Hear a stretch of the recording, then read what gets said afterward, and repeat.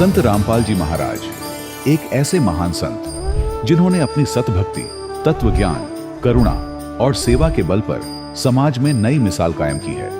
संत रामपाल जी महाराज की अगुवाई में उनके सभी सतलोक आश्रमों से समाज कल्याण के अद्भुत कार्यों ने समाज को सुनहरे भविष्य की एक नई उम्मीद दिखाई है। संत रामपाल जी महाराज से नाम दीक्षा लेने के बाद लाखों लोगों की लाइलाज बीमारियां जैसे कैंसर, एड्स आदि ठीक हुई। संत जी के ज्ञान से प्रेरित होकर उनके अनुयायियों ने लाखों यूनिट रक्तदान किया।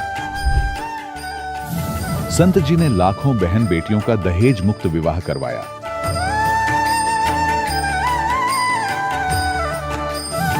संत जी ने लाखों लोगों का नशा छुड़वाया, करोड़ों उजड़े परिवार बसे।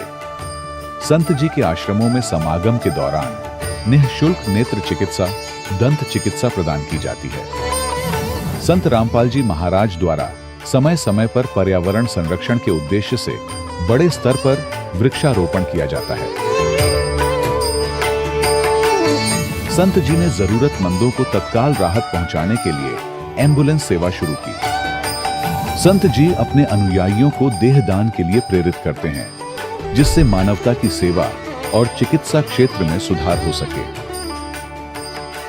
संत रामपाल जी महाराज के सभी आश्रमों में हर रोज निःशुल्क भंडारा आयोजित किया जाता है, जहां हर वर्ग, हर जाति और हर धर्म के लोग एक साथ बैठकर भोजन करते हैं।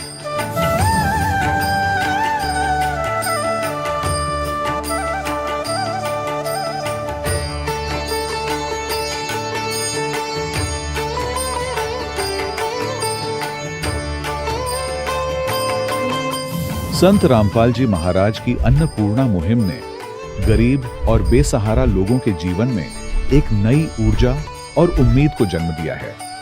घर घर खाद्य सामग्री और जरूरी मदद पहुंचाकर संत रामपाल जी महाराज ने लोगों को दुख और मजबूरी से लड़ने की ताकत प्रदान की है।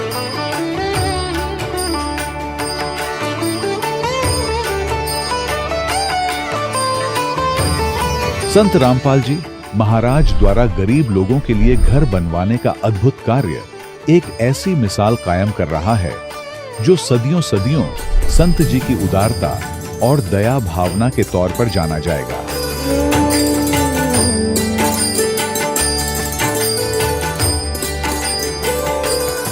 संत रामपाल जी महाराज के आश्रम में हजारों बुजुर्गों को सम्मान और प्यार के साथ जीवन जीने का अवसर मिलता है।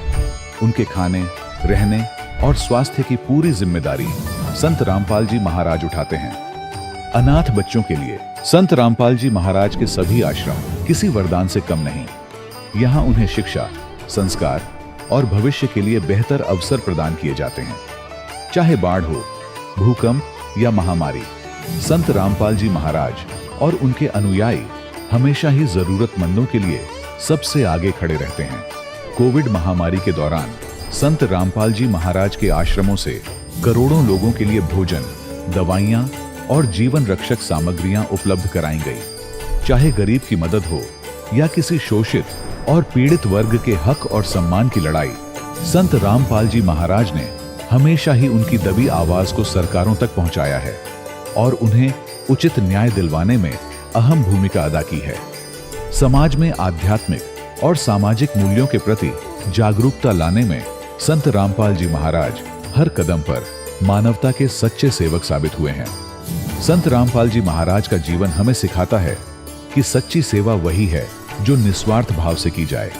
आइए हम भी इस महान सेवा के कार्य में इस महान संत से जुड़ें और संत रामपाल जी महाराज से नाम दीक्षा लेकर अपने जीवन को धन्य बनाएं।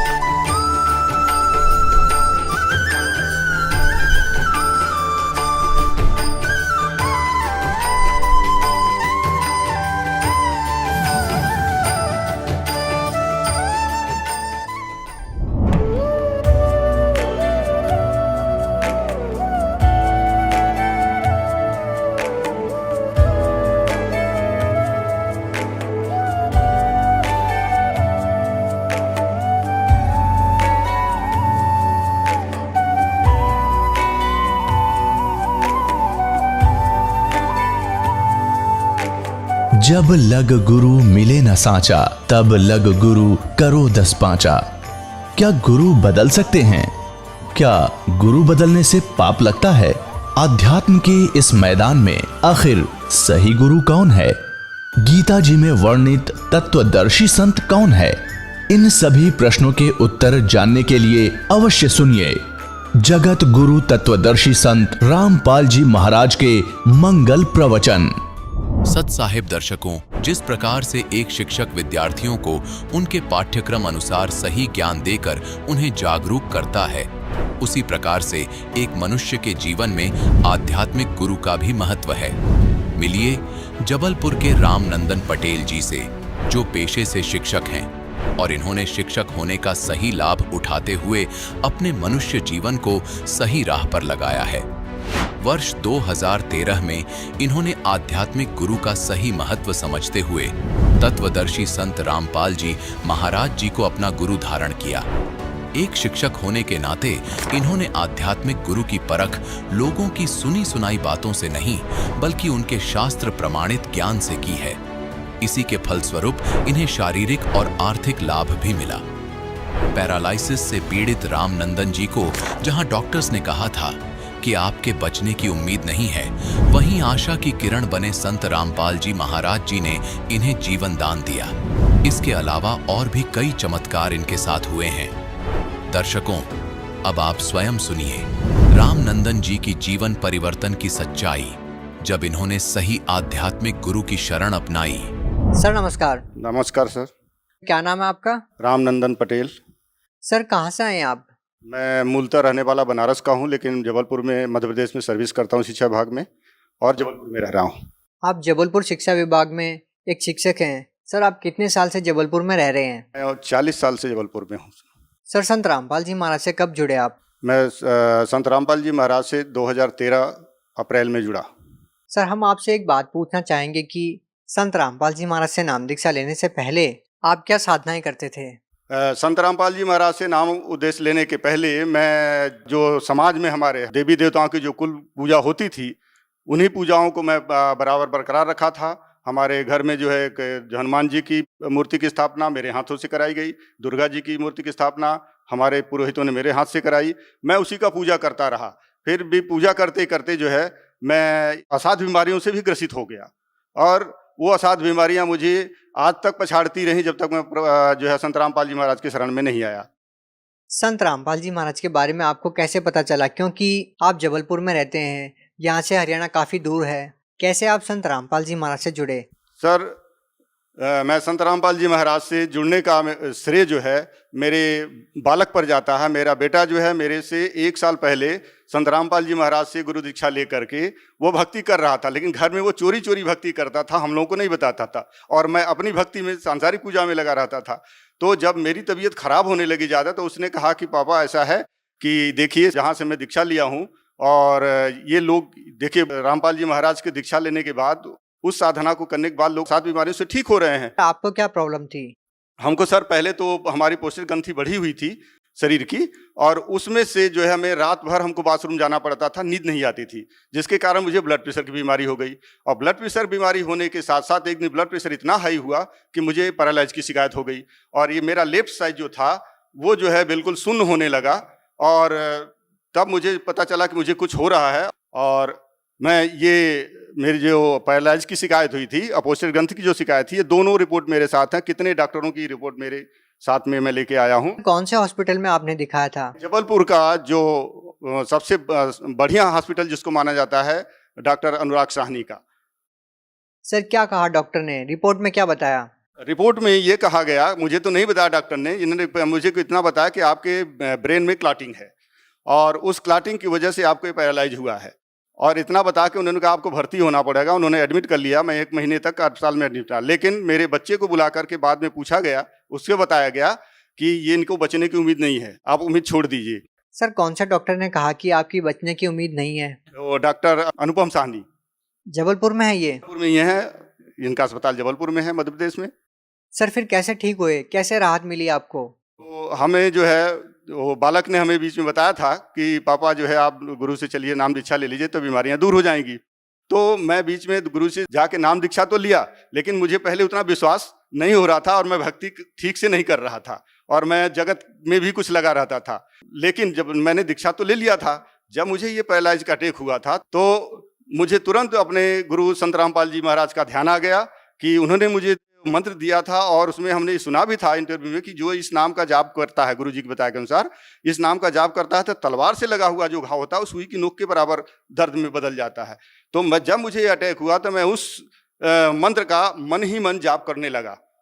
तो हमारा जहाँ तक हमारा अंग शरीर का शून्य हो गया था, जहाँ सेंसेशन नहीं था, वो सेंसेशन वहीं तक जो है रुका रहा और धीरे धीरे धीरे धीरे वो शून्यपन खत्म होने लगा शरीर का और मैं बहुत जल्दी रिकवर हो गया और अस्पताल से मुझे छुट्टी मिल गई और आज मैं आपके सामने बिल्कुल स्वस्थ निरोग। मेरी जो है पोस्टर ग्रंथि का भी ऑपरेशन नहीं कराना पड़ा, वो भी ठीक ठाक है। ब्लड प्रेशर नहीं है, मैं कोई दवाई नहीं लेता हूँ और पैरालाइज की भी कोई दवाई नहीं लेता हूँ और आपके सामने आज स्वस्थ बिल्कुल खड़ा हूँ।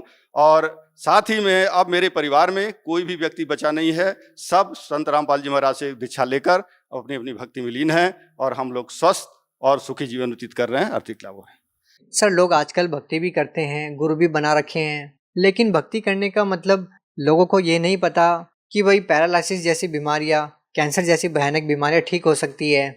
लेकिन जैसा कि आप बता रहे हैं, रिपोर्ट्स में आप साफ दिखा रहे हैं, डॉक्टर का नाम आप बता रहे हैं, आपको संत रामपाल जी महाराज से नाम दीक्षा लेने के बाद कोई ऑपरेशन नहीं करवाना पड़ा, आपकी पैरालिसिस की बीमारी ठीक हो गई। सर, लोगों को आप कैसे समझा पाएंगे, लोग कैसे विश्वास करें? आप रिपोर्ट्स दिखा रहे हैं। सर, विश्वास जब ही होगा सर जब हम किसी चीज़ का उपभोग करेंगे, किसी चीज़ पे जो ज्ञान बताया जा रहा है उस ज्ञान को हम सुने, उसके अनुसार आचरण करें तो उसका फल आपको मिलेगा। क्योंकि हमने उस आचरण अपने लाया उस चीज़ को, गुरु जी के मंत्र को, और हमें फ़ायदा हुआ। इसलिए मैं आपको रिपोर्ट सहित प्रमाण दे रहा हूँ कि मुझे फ़ायदा हुआ। अगर आप गुरु संत रामपाल जी महाराज से जुड़ते हैं, उनसे गुरु दीक्षा लेते हैं और उनके बताए हुए रास्ते पर चलते हैं तो आपको निश्चित है आपको फ़ायदा मिलेगा। बिल्कुल लोगों को विश्वास हो सकता है, लेकिन एक हैरान करने वाली बात है। सर, आप एक बात बताइए, आप एक शिक्षक हैं, आप बिल्कुल झूठ नहीं बोलेंगे। सर, आप सच सच बताइए कि पहले क्या आप कोई नशा करते थे? सर, मैं पहले जो है नशा भी करता था, मांस का भक्षण भी करता था और जगत के सारे व्यवहार जो होते हैं वो सब अपने मित्रों दोस्तों के साथ जा कर के करता था। अब आप ये कहेंगे कि आपने संत रामपाल जी महाराज से नाम दीक्षा लेने के बाद नशा छोड़ दिया? यस, जिस दिन से मैंने संत रामपाल जी महाराज जी से गुरु दीक्षा ली है, कुछ दिनों तक तो मैं अनजाने में, मुझे विश्वास नहीं था तो मैं गलत काम करता रहा, लेकिन जो है उसका फल हमको, जो उसका दुष्परिणाम मुझे भोगना पड़ा।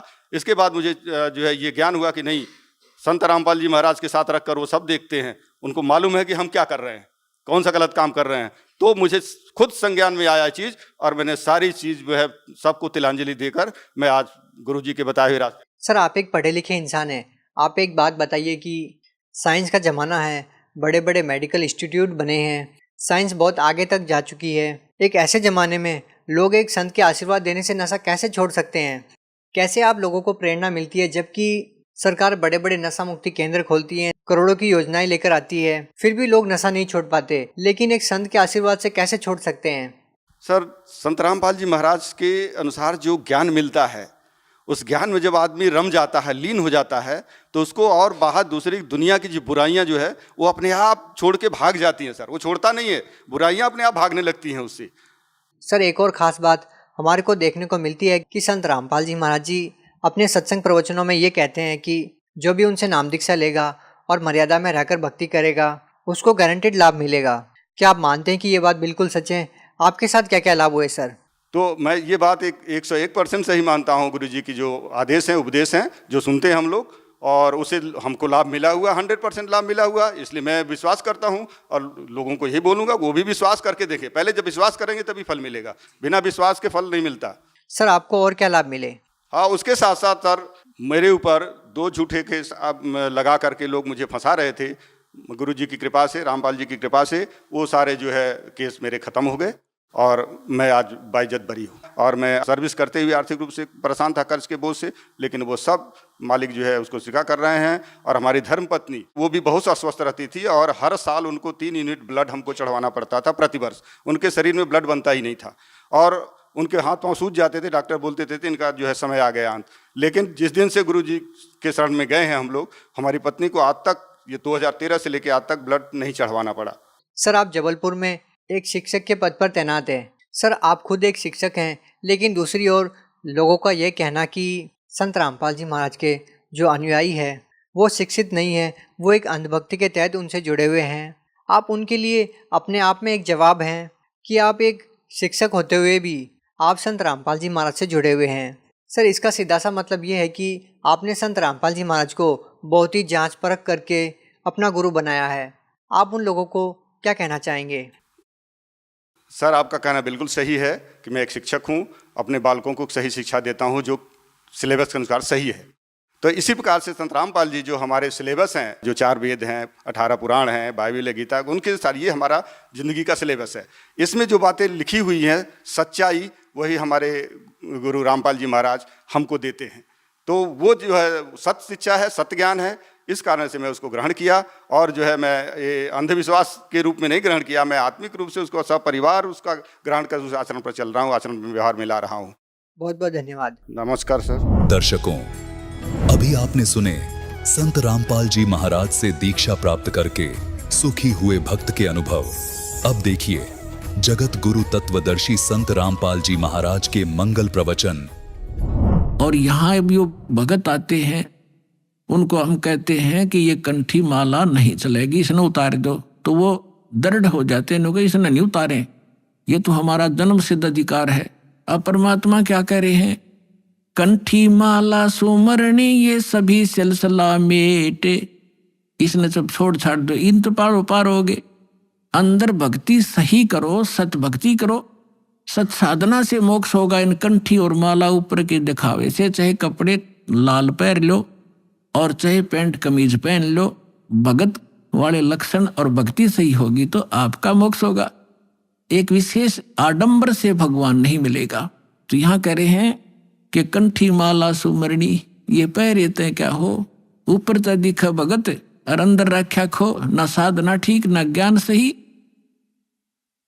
कंठी माला सुमरणी भाई पहरे से क्या हो, ऊपर ढूंढा साध का अंतर रख्या खो।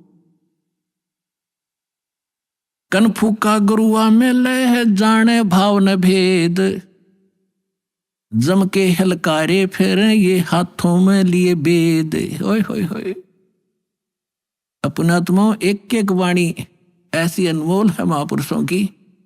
कहते हैं कि ये कन फूका गुरुआ मिले, कान में फूक मारनिया, और जाने भाव न भेद। और कहते हैं ये काल के हलकारे घूम रहे नकली संत, जो वेदों के ज्ञाता माने जाते थे, न कख भी नहीं पता वेदों का। वेद पढ़ने पर भेद न जाने ये बातें पुराण 18, और जड़ को अंधा पत्ते खुआवे भूल गया सृजनहारा। अगर इन्होंने वेद पढ़ा होता ये पत्थर पूछते, वेद का ज्ञान होता। तो कहते हैं ये काल के दूत फिर रहे हैं, वेद को हाथ में लिए लिए। आपने एक नकली महर्षि दानंद की सारा इतिहास आपके रूबरू कर दिया दास ने, और यो कितना शिखर में चढ़ा रखा था, सिरपद रखा था एक आदमी ने। ऐसा महर्षि नहीं, इस जैसा वेदों का ज्ञाता नहीं। तो ऐसे कहते हैं ये काल के दूत थे, वेदों का नाम ले ज्ञान सारा उल्टा ठोक रखा। तो यहाँ उसी को प्रमाणित कर रहे हैं कि जम के हिलकारे फिरे ये हाथों में लिए वेद। जहां भी आप महर्षि दानंद की फोटो देखोगे, वेद पहले दर रखे, उसमें चारों जड़ी संठे काले रखा था, लिखे लिखाए भी इसने हो जैसे, और कक का पता नहीं उस आदमी ने। तो पुण्यात्माओं, आज तक ये बिजली गिर रही थी। हम इनको महर्षि मानने से, ये थे कौन बालका जैसे ज्ञान के भी। इनका सत्यार्थ प्रकाश आपके दास ने आपके रूबरू किया, जिसको हम सर्वधार्य मान्या करते, और उसमें इतना डंगा बकवाद भर रखी जो एक आम आदमी भी ना लिखे ऐसी बात। तो मूर्ख भी जो उसने लिख रखी, कहते सूर्य पे ऐसे व्यक्ति रहते हैं जैसे यहाँ पर हैं, सारे बाग बगीचे हैं, सारे पदार्थ हैं। बता, वो एक इंसान भी था और मैं ऋषि की पदवी पाएगी। कहते हैं झूठे गुरु बहुत हैं ये अनगन कोट अनंत, सार नाम का भेद बतावे सो सतवादी संत। झूठा गुरु काल है ये फांसी दे अड़ाए, मारत है मैदान में वो छलबल बहुत बनाए। झूठा गुरु काल है ये गुरु का दया स्वरूप, या मैं मीन न मेखे है जैसा संवल रूखे। एक एक वाणी का निष्कर्ष देखो पुण्यात्मा, ये थे वो महापुरुष भगवान से प्राप्त ज्ञान, यानी तत्व ज्ञान है। कहते हैं झूठा गुरु काल है और गुरु का धरा स्वरूप, और या में मीन नमेक है जैसे संभल रूख। अब जैसे एक संभल का पेड़ होता है, संभल, और संभल के पेड़ पे ये तोता जो होता है, तोता ये वृक्षों को सिलेक्ट कर लेते हैं कि ये वृक्ष, देखते रहते हैं, ताक में रहते हैं कि ये पौधा उगा है, ये पेड़ बनेगा और फिर इसके फल खाऊंगा।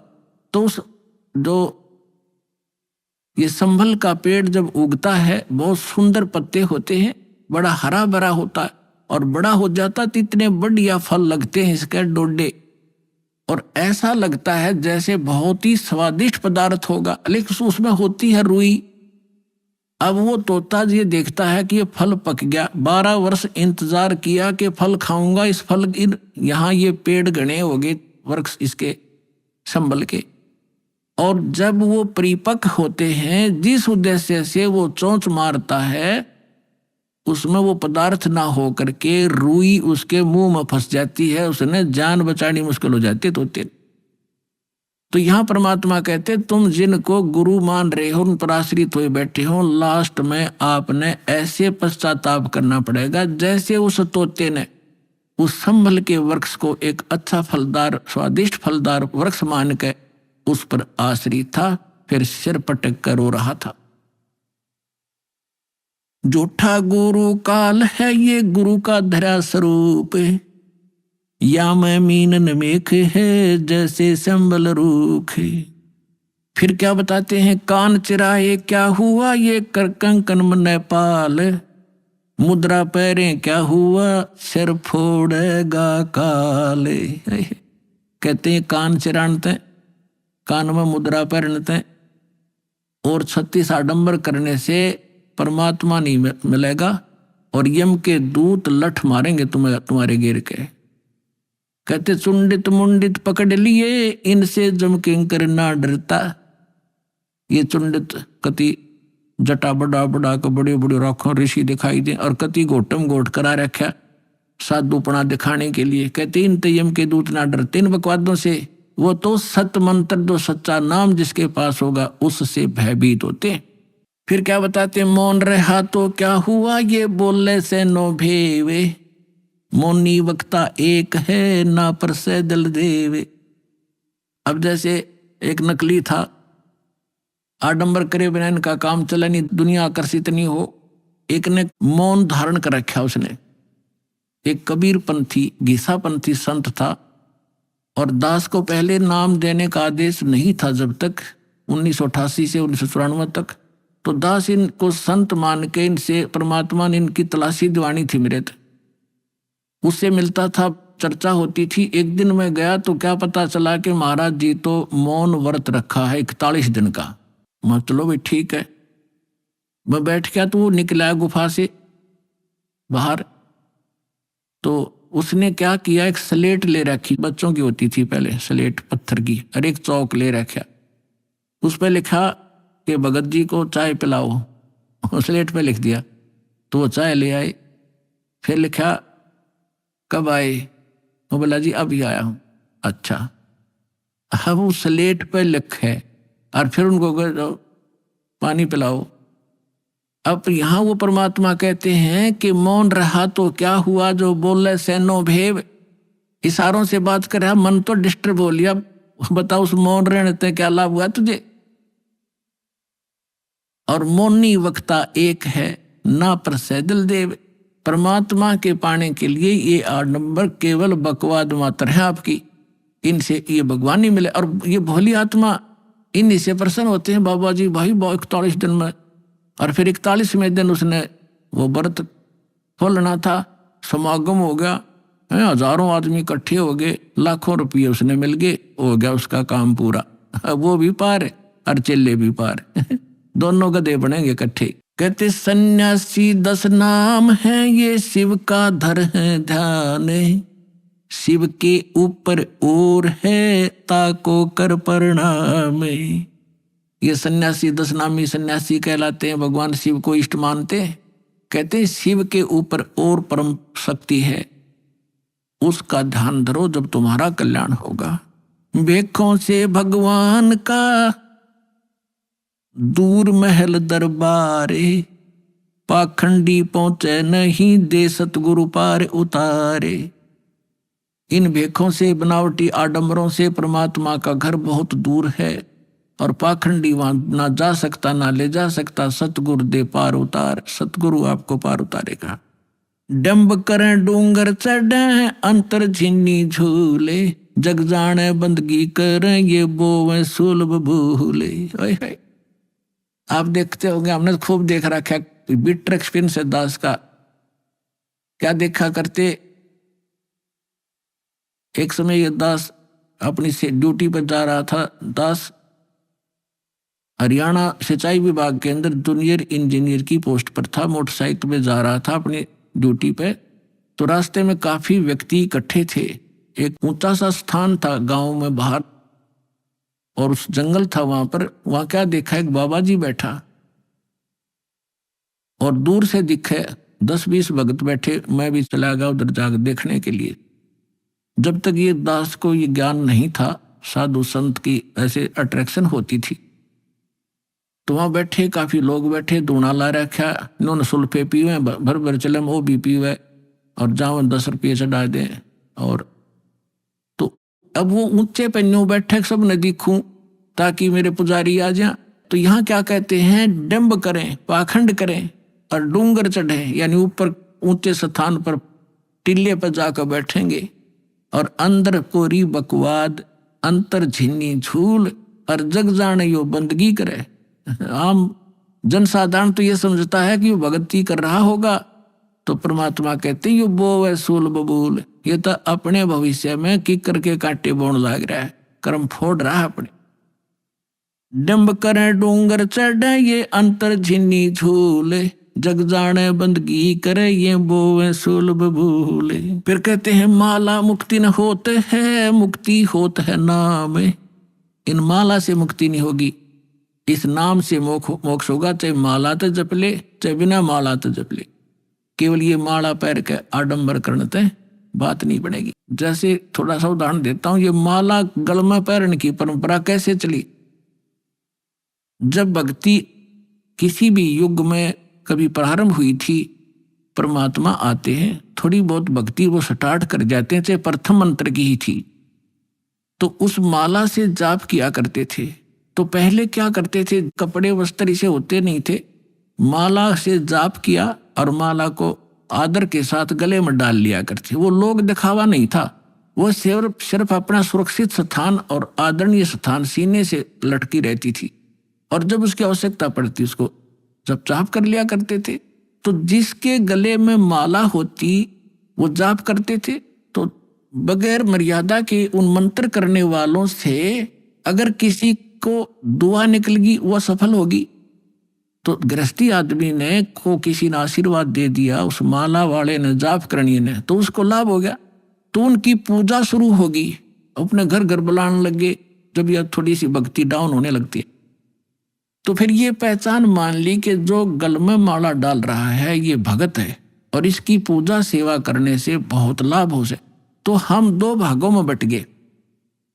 तो जो माला डालने दिखता उसको हम भगत और संत मान लेते, उसकी सेवा करते, चरण धोते और उससे थोड़ा बहुत लाभ उसको मिल जाता। अब कैसे, वो तो ऐसा था जैसे एक किसी ने अपने टायर में हवा भर रखी है और उसमें से लाकर दूसरी ट्यूबर दूसरे के टायर में डालता रहे, तो थोड़ी बहुत आ जाएगी, उसका भी काम ना चले पूरा और उसकी खत्म हो जाएगी। तो ऐसे बात बिगड़ती चली गई। तो ऐसे हम इन नकलियों को जो गल में माला डाला करते, प्रारंभ में तो ये भगत थे, फिर मर्यादाहीन होने से अपनी संग्रहित कमाई को यहीं डिस्ट्रॉय कर जाया करते थे और दोनों यहीं के यहीं रह जाते थे। तो इस प्रकार ये माला का प्रचलन चला था। तो फिर लोगों ने जब नो देखा कि माला जिसने डाल रखी है उसको भगत मानते हैं, फिर किसी ने पाखंडी ने 2 डालनी शुरू कर दी। तो क्या कहा करता को पूछता, भाई 2 क्यों डाल रखी है भगत जी के, दोनों हाथों जप्या करूं मैं। तो उन्होंने सोचा भाई यू और बड़ा भगत होगा तो उसकी और ज्यादा पूजा शुरू होगी। तो जिसने 3-3 4-4 डालनी शुरू कर दी तो 4 वाले ने ज्यादा पसंद करने लग गया आम भोले भगत। तो न्यू भट्ठा बैठ गया। गांव वालों ने एक आश्रम बना रखा था, 5-7 कमरे बना रखे थे। इसी तरह हम ज्ञानहीन होने से हम इन नकलियों के मजदूर बने रहे। हम इनको ये थोड़ी बहुत भक्ति कर दे जैसी, और फिर हम उनसे सेवा करके रोटी टूका खुआ कर थोड़ा बहुत राहत हम ले लेते। हम इनके भिखारी बने रहा करते थे। अब दास चाहता है कि घर घर में सब धनवान धनवान हो, भगवान के खजाने में कोई कमी है? जो भक्ति करेगा वो धनी हो जाएगा, भगवान की भक्ति का सारे सुख आपको प्राप्त होंगे। हम क्यों किसी के मुंह की तरफ देखेंगे फिर? तो क्या था, उसमें 5-7 कमरे बना रखे थे। वहां पर साधु संत आया करते थे और गांव के लोग वहां सेवा करने जाते थे। तो वो किसकी सेवा करा करते? जो ज्यादा भजन करता दिखे। उन्होंने क्या पहचान कर रखी थी कि ज्यादा भजन कौन करता है? जो सबसे पहले उठ कर स्नान करके और अपने भजन पर बैठ जाता है। तो भगत वहां जो रहते थे सेवादार का, तो गांव वाले उनसे पूछा करते थे कि आज पहले कौन सा उठा था, कि आज जो उनके लंगोट सूखा करते बाहर, एक एक कॉपीन रखते थे, वो धो के सुखा के और अपने भजन पर बैठ जाते थे। तो जो सबसे पहले बता देते थे कि ये उठा था सबसे पहले, ये इसी का लंगोट सूख रहा, तो उसी की पूजा ज्यादा लोग करने लगे। और दूसरे जो लेट उठते थे उनको वो विशेष ध्यान नहीं देते थे। उसी का पूजा करनी, उसी को प्रणाम करना, उसी के पैर दबाने। तो दूसरे एक उनमें नकली था, आलसी सा आदमी। उसने सोचा भाई यू क्या चक्कर है, इसकी पूजा क्यों हो रही है? तो उसने पता चला कि वो बखत उठा है, इसलिए यार इनने पहचान कर रखी है लंगोट की, इसका पहले सूख्या पावे। वो क्या करने लग गया, उन तो सबसे पहले उठा 1/2 घंटा। और इतना आलसी था, नाव भी ना था, लंगोट ने पानी में बेकर सबसे पहले टांग देवड़ा और उल्टा सो जावे। तो वो उन्होंने पूछा भाई ये किसका लंगोट है? कि ये इस महात्मा का है। वो सारे उन सारे ने छोड़ देगा, उस नकली के लाग गए साथ, उस लंगोट की पहचान करके पहले कौन सा उठे रात ने।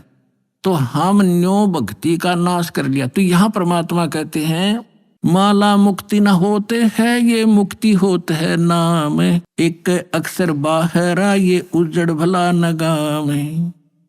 कहते माला मुग्ध गंवारे को गल में पैरा काठ, दगड़े दो जग के चल्या लखी न सतगुरु बाटे। माला मुग्ध, इस मूर्ख ने गल में काठ पैर रखा, इतना मोटे मोटे मणिये। और दगड़े दो जग के चल्या, नरक के रास्ते को पकड़ रखा है। लखी ना सतगुरु बाट, यानी सतगुरु के मार्ग का इसको पता नहीं चला। मूंड मुंडावे मूर्खा ये कर है घोट में घोटे, बार भेख बनावे ही अंदर अनगिन खोटे। ये मूंड मुंडावे मूर्खा यानी कुस्ता फिरा लेते हैं, कचकोला कोरा कटवा लेते हैं। मूंड मुंडावे मूर्खा और कर है घोट में घोट, और बाहर भेख दिखावे ही, बाहर तनु दिखे बड़ा महात्मा होगा, अंदर अनगिन खोटे। केले की कोपीन है ये फूल पान पल खाही, नर का मुख नहीं देखते जो बस्ती निकट ना जाई। एक समय इस दास को ये ज्ञान प्राप्त हुआ, तो हम अपने ऑफिस में बैठ के फिर तो हमारे पास एक यही चर्चा हो जाती है, जो भी जिसने हमारी बात सुनाई थी उसको चर्चा शुरू कर देते थे। तो उनमें से एक कहने लगा कि नहीं आपने संत तो देखे नहीं है। मैंने बताया मेरा ऐसे गुरुजी हैं, उनसे मैंने दीक्षा ली है। तो वो एक कहने लगा आपने संत तो देखे नहीं है। दूसरा मेरा साथी कह रहा था, मैं कैसे होते हैं भाई? कि मैं एक बार ऋषिकेश गया हुआ था, हरिद्वार से आगे, और वहां एक आगे जंगल है 1 किलोमीटर आगे चल के साइड में, और वहां एक महात्मा रहता है, और वो केवल एक लंगोट बांधता है केले के पत्तों की। जंगल में रहता है और जंगल में इतना गहरा चला जाता है आदमी के तो दर्शन भी नहीं करता वो, और जय उसके दर्शन हो जाए तो बेड़ा पार हो जाता है। तो बहुत से लोग वहां इकट्ठे हो रहे थे। तो मैं भी जाकर बैठ गया, उनसे पूछा ताछी की, तो उन्होंने बताया कि एक महापुरुष रहते हैं यहाँ पर और वो कभी कभी यहाँ दिख जाते हैं विचरण करते हुए, तो हम उसके दर्शनार्थ बैठे हैं, हो सकता हमारे भाग जाग जा। लेकिन वो जब भी कोई आभास होता है तो भाग कर अंदर गुफा गहरी जंगल में भाग जाता है, आदमियों को दर्शन नहीं देता। तो कहने लगा कि एक बता रहा था कि मैंने एक दिन थोड़ी सी दर्शन हुए थे, बस एकदम फिर वो पीठ फेर कर भाग गए, बस उस दिन थोड़ी सी कसर रह गई, ना बेड़ा पार हो जाता। तो उसी आस में 20-30 आदमी बैठे थे वहां। अब इस परमात्मा के ज्ञान से वो निर्णय होगा कि वो के था, वो कौन था। है उसके क्या कहते हैं सुख संवेद में, केले की को पीन है वो फूल पान फल खाही। केले के पत्ते की तलंगोट बांध रखा है, ऐसे बैरागी त्यागी महसूस होते हैं और फूल पत्ते और फल खा के गुजारा करते हैं और बस्ती के निकट नहीं जाते, आदमी का मुंह भी नहीं देखते। ऐसे त्यागी बैरागी, उनको संसार एक समर्थ संत मानते हैं। अब उसका पैमाना दिया है सुख संवेद में, केले की कोपीन है जो फूल पान फल खाही, नर का मुख नहीं देखते जो बस्ती निकट नहीं जाही। वो क्या है, वो जंगल के रोज है जो मनुष्यों बिद के जाही, निस्तिन फिरो उजाड़ में न्यो परमात्मा पावे नाही। कैसा पैमाना दे दिया, वो जंगल के नील गाय हैं, रोज हैं जो आदमियां देख कर भाग जाओ फदड़ फदड़ कर, पता नहीं कहां जाकर डटे। ये जंगल के रोज है, जब नाम से मोक्ष होगा, इन बकवादों से होगा। ये जंगल में पशु सारे नंगे फिरे और भाग जाते हैं, मर्ग भी दौड़ भाग जाते हैं आदमी से डर के। फिर इसका समाधान बताते हैं, डेरे डंडे खुश रहो ये खुसरे लेना मोक्षे, दरु प्रहलाद पार उतर गए फिर डेरे में क्या दोषे। परमात्मा देखो, और तो कोई उदाहरण उनके पास था नहीं जब ये ज्ञान मालिक दिया करते थे। हम धरु और प्रहलाद को मुक्त मानते हैं, मानते हो खां जी। तो जब धरु और प्रहलाद तुम कहते हो पार हो गए, उनके इतिहास देखो पढ़ के। प्रहलाद जी 10 वर्ष के थे जब नरसिंह जी आए, उनको मिले, भक्ति वो पहले से ही कर रहे थे, और फिर उन्होंने शादी करवाई। और जो राजा बलि था जिसने वो 100 अश्वमेघ यज्ञ करी थी इंद्र की गद्दी प्राप्त करने के लिए, और जिसके लिए भगवान आए थे 52 रूप बना के, तो वो प्रहलाद का पोता था, बैलोचन का लड़का था। तो उनने ब्याह करवाया, बालक हुए और वो पार हो गए। और ध्रुव का भाई था उत्तम, उसकी मृत्यु हो गई थी। फिर ध्रुव ने ब्याह करवाया और उत्तम वाली पत्नी भी उसके साथ रखी उसने, तो वो भी पार हो गया। तो कहने का भाव ये नहीं है कि तुम जो बकवाद करते हो कि ब्रह्मचारी जंगल में गए वह पार होंगे, नहीं। अगर ब्रह्मचारी पार हो तो ये हिजड़े तो सब तो पहला पार हो जा, उनका तो 5-6 नंबर आवे। लेकिन मोक्ष होगा भक्ति से, चाहे ब्रह्मचारी हो कर लो, और चाहे ये खुसरे कर लो, और चाहे गृहस्थी कर लो। दुराचार बुरा बताया, ये तो वैसे अच्छा नहीं, वैसे भी बेहुदी बातें हैं। तो कहने का भाव है भक्तों के तो वैसे सतर के काम नहीं है। तो इस प्रकार क्या कहते हैं, डेरे डंडे खुश रहो, डेरे डंडे खुश रहो खुसरे लेना मोक्ष। और द्रुपरलाद भी पार हो गए। फिर गृहस्थी में के दोस्त अपने आत्माओं ये नो काम बिगाड़े हैं। एक बार गरीबदास साहिब जी जब परमात्मा से परिचित हो चुके थे और अपना ज्ञान प्रचार भी करते थे, कोई उसके उनके पास आ जाता था तो ज्ञान भी देते थे, दीक्षा देते थे, केवल सिंपल सी, ये मूल ज्ञान नहीं देते थे। फिर भी उनसे बहुत राहत मिलती थी, वो समर्थ थे, आशीर्वाद से भी लाभ देते थे, संसारिक सुख दिया करते। आपको बताता हूं इनकी कैसी दुर्गति होती है। जग जाने यो बंदगी कराइए बोवे सोल बबूल। एक बेरी गांव है रोहतक जिले में, अब वो झज्जर में हो गया। तो वहां उस गांव का एक व्यक्ति था हरलाल नाम का, और वो धार्मिक व्यक्ति था घना। उसने एक साधु रख लिया अपने घर पे कि महाराज आप यहां रहो। उसके लिए एक चौबारा बनवा दिया ऊपर है, आप यहाँ रहो, हमने सेवा मिल जाएगी, हमारे कर्म बन जाएंगे, आपकी भक्ति बन जाएगी, आपने भक्ति करनी है। आप बाल ब्रह्मचारी हो, घर छोड़ रखा, कहाँ भाई, ठीक है, होगी सेटलमेंट। उसका ऊपर चौबारा बना दिया, एकांत में उसको बढ़िया भोजन दे सुबह शाम, और वो अपना भजन करे, जैसा भी वो सोच रहे थे वो भजन करे। और वो भजन, उसके पास भक्ति थी नहीं हुआ। तो क्या हुआ कि वो क्या करता था, बढ़िया माल खावे और आप खावर सो जावे, या जिसी भक्ति थी अटपट की वो साधना करे थोड़ी बहुत देर, वो भक्ति मोक्षदायक थी नहीं। तो क्या हुआ, कुछ दिनों के बाद उस संत की मृत्यु होगी, अंतिम संस्कार कर दिया। तो पहले क्या करते थे कि गांव के जो किसान लोग थे बैलगाड़ी रखा करते थे, और ट्रांसपोर्ट का जो काम होता था आजकल ट्रकों से होता है, पहले बैलगाड़ियों से करा करते थे। तो बेरी से नजफगढ़ साइड में जाया करते थे, उस मंडी से सामान लाते थे, जैसे वहां से गुड़ ले आए, बूरा ले आए, इधर से बाजरा ज्वार ले जाते थे भर के, ऐसे वो ट्रांसपोर्ट करते थे। एक दिन गरीबदास साहिब जी उसी रास्ते पे, जो रास्ता गांव छुड़ानी से होकर बेरी से और आगे जाता था नजफगढ़ साइड में, तो वहां कुआं था एक, उस कुएं पे बैठ कर गरीबदास जी स्नान कर रहे थे। सुबह सुबह गर्मियों का मौसम था, 4-5 बजे। उधर से वो हरलाल गाड़ी लिए आ रहा था, और उसने जो बैल एक जोड़ रखा था, वो बैल था गोरे कलर का, लाल रंग का।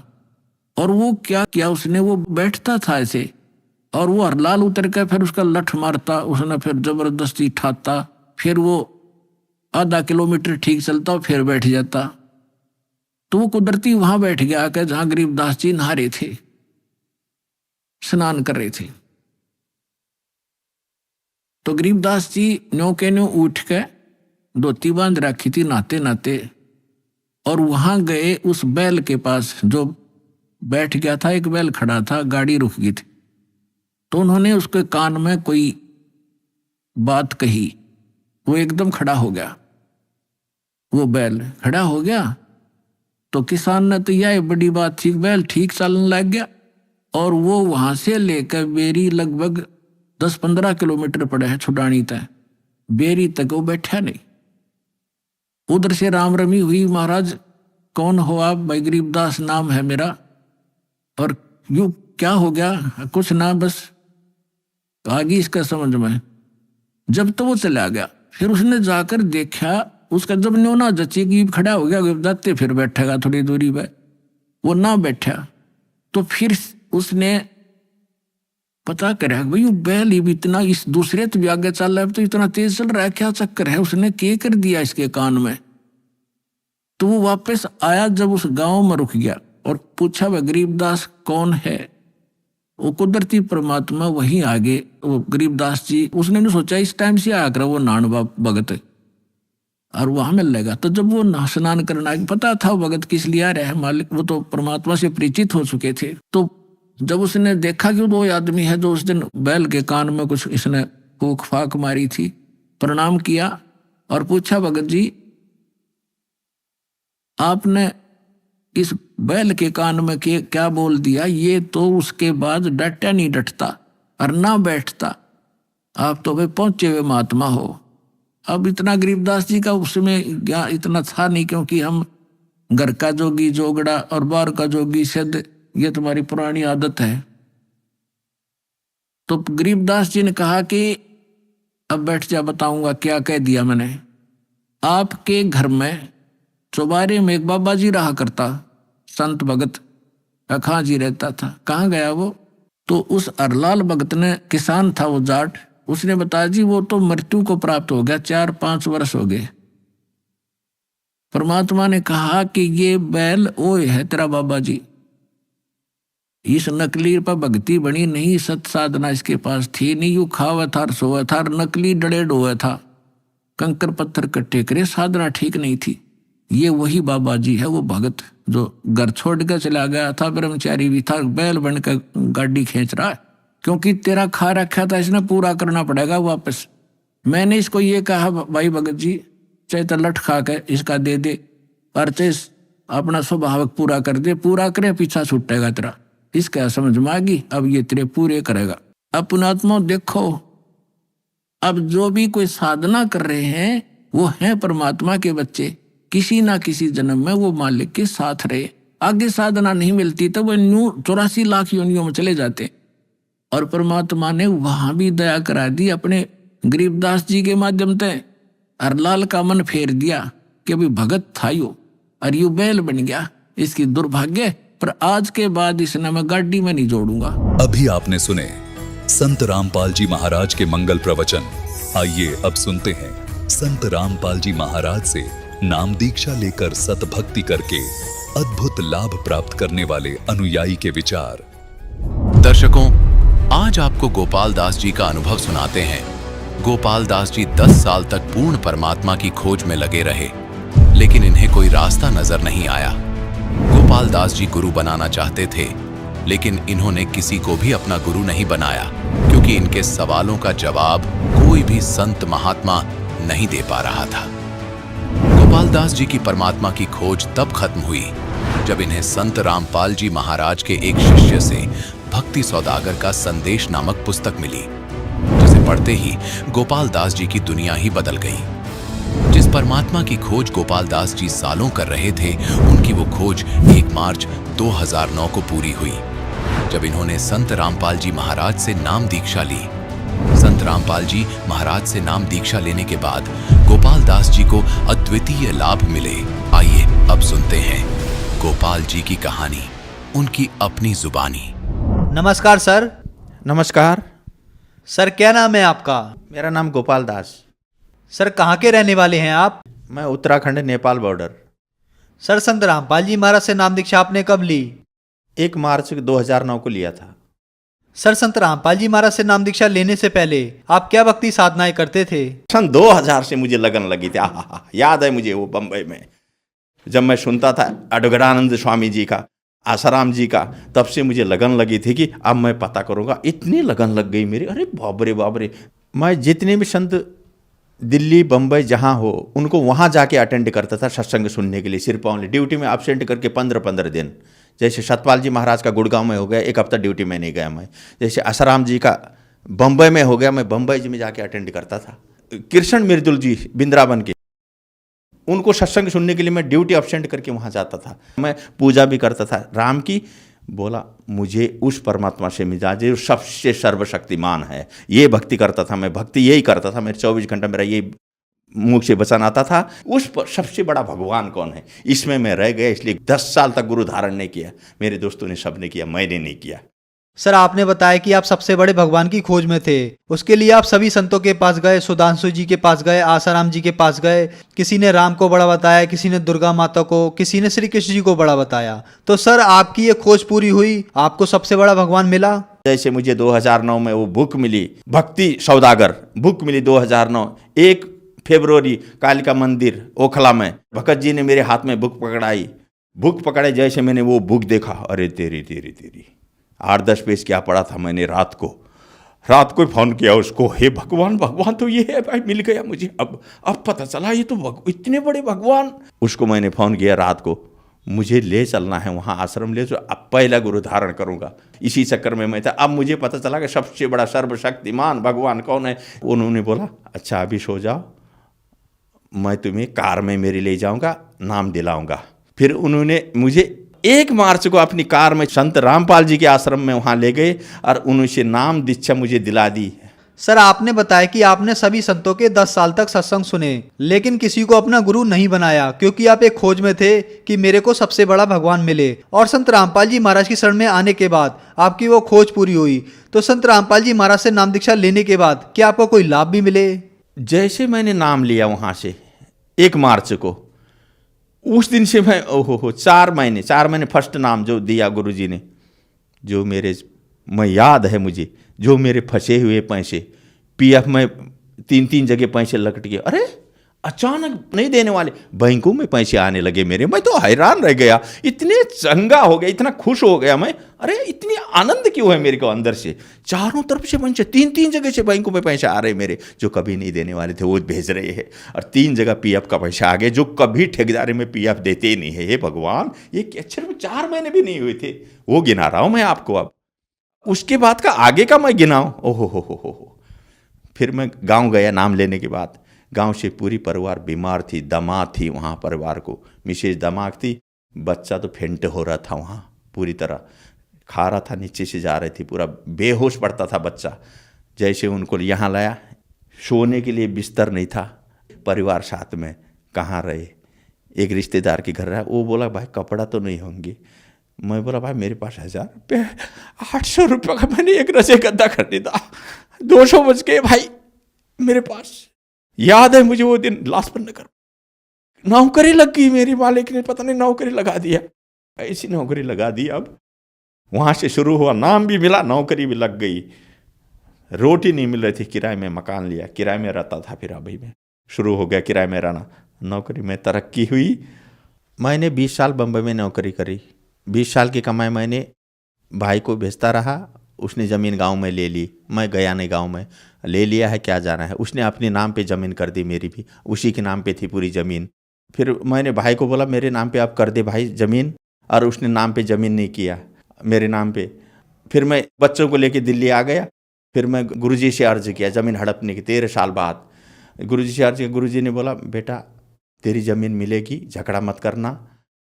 और जैसे गुरुजी ने ऐसा आशीर्वाद दिया मुझे 2013 में, और जैसे बरवाला से सत्संग सुन के मैं घर में आया, दिल्ली में किराए में रहता था, और किराए में रहने के बाद 5वें दिन उसने गांव से पूरा कोर्ट का डॉक्यूमेंट पेपर भेज के, वहाँ का सब भेज के यहाँ आदमी को भेजा, और चल भाई तेरी ज़मीन तेरे नाम पे करता हूँ करके वो आदमी लेके मेरे को ढूंढ रहा है, कि एड्रेस ढूंढ रहा है। किराए के मकान में रहता था मैं, ऊपर मकान वाले बोलता है कौन आया है देख।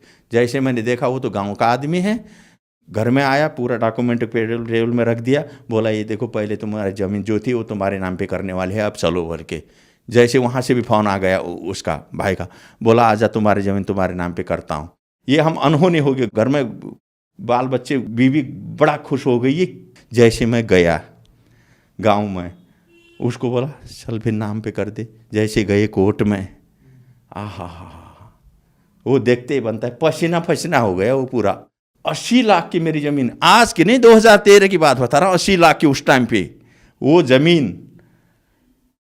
अरे 1 लाख तो मांग लेता, 2 लाख 5 लाख तो मांग लेता। पसीना पसीना हो गया कोर्ट में जब नाम में डाल रहा था, हालत खराब होगी उसकी, लेकिन बोल नहीं पा रहा है। मेरे मालिक की कृपा है भगवान, याद है मुझे वो बात। तब से मैं अब इतना विश्वास करता हूँ, इतना विश्वास करता हूँ कि बस तब से मैं लगा हूँ पूरी तरह मालिक के शरणों में लगा हुआ हूँ। रामपाल जी की कृपा से ये सब बोलने के बाद 5वें दिन ये काम हुआ जो 13 वर्ष से नहीं हो रहा था ये काम।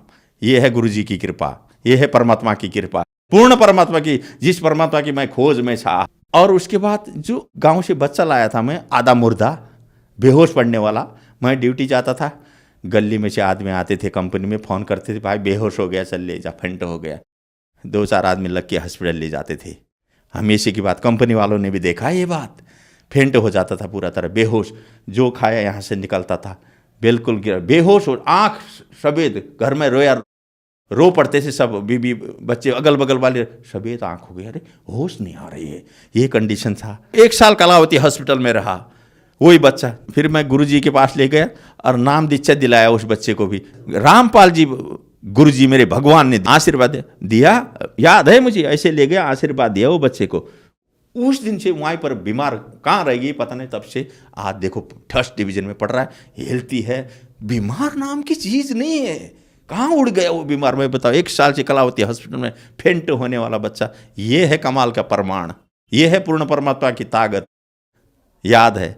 दूसरा लाभ बताता हूं मैं आपको, नोटबंदी हो गई। 11 तारीख को मुझे कंपनी से पैसा लेके आया मैं, 40 नोट थे मेरे पास, 1000 के, 40,000 रुपये बैंक में रखने के लिए। रास्ते में गिर गए और 1.5 घंटा वहाँ लाइन पे लगा के, जैसे नंबर आया पैसा देखता हूँ पैसा नहीं है। हे मालिक ये क्या हो गया, वहीं पर अर्ज किया भगवान को। और मुझे पता है मालिक ने बोला था जब तक नियम और मर्यादा आपके पास है तो सब काम होंगे, और मैं नियम मर्यादा का पक्का ऐसे रहता हूँ मैं, जहाँ दुविधा हो मैं करता ही नहीं हूँ। इसलिए मेरे भगवान ने मेरी सुनी। रिटर्न आया 1.5 घंटे के बाद।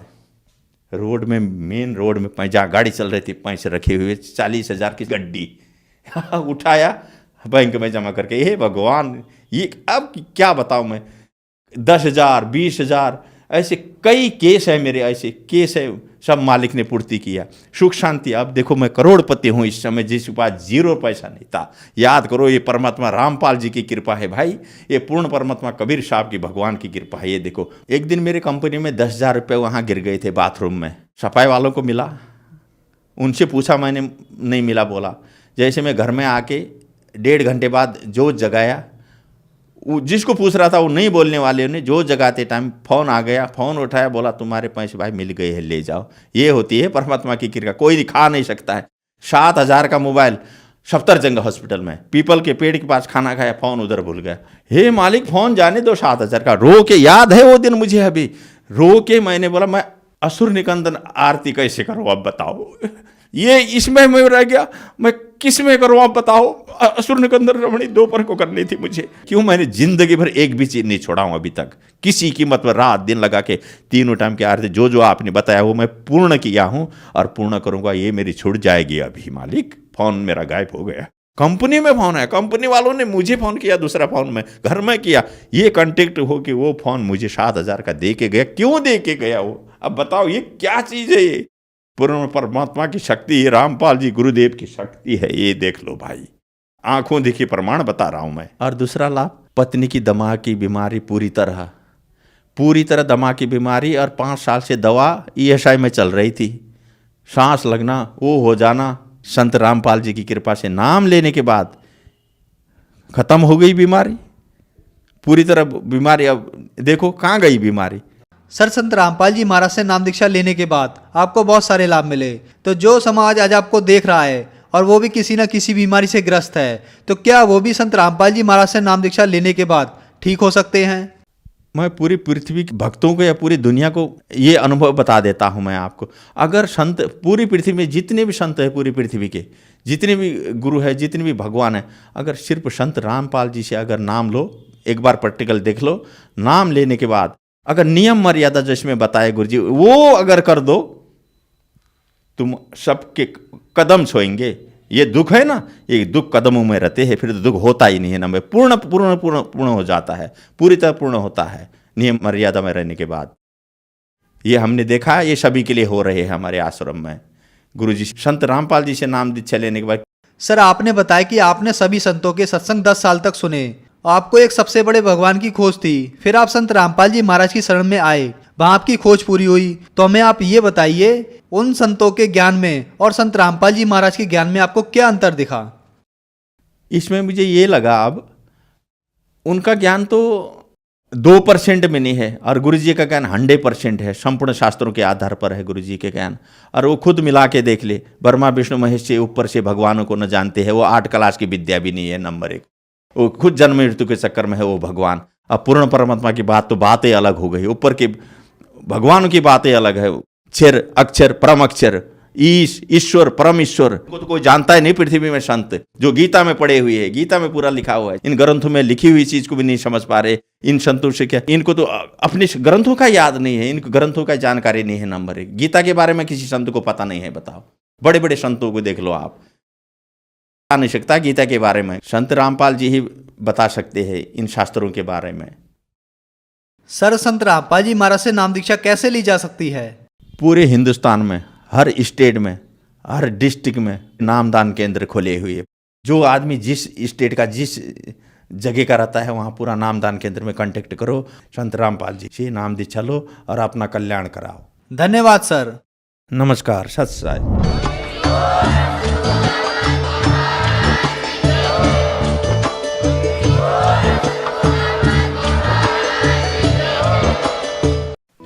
आप सुन रहे थे जगत गुरु तत्वदर्शी संत रामपाल जी महाराज के मंगल प्रवचन। अधिक जानकारी के लिए संपर्क करें।